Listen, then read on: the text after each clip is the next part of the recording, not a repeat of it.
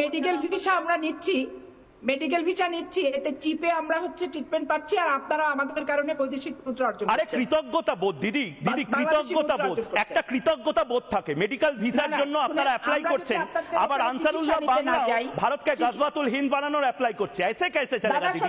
দাদা শোনেন ময়ূক শোনেন, আমরা যদি আপনাদের ওখানে চিকিৎসা নিতে না যাই 6 মাস 5 মাস, রেস্টুরেন্ট বলেন, শপিং মল বলেন, তারপরে চিকিৎসা বলেন, ডাক্তারের কাছে ভিড় বলেন, সবই কিন্তু কমে যায়। হ্যাঁ, পার্শ্ববর্তী আমি কি কোনো ঠাকুরমার ঝুলি শুনছি? মজার গল্প কেউ বলছে? দিদি কি বলছেন? আমাদের দেশটা বাংলাদেশিদের উপর শুধু টিকে নেই, 140 কোটির দেশ, আমরা সারা বিশ্বকে ভ্যাকসিন পাঠাই। দিদি আপনারা তো প্রভুত্ব করছেন।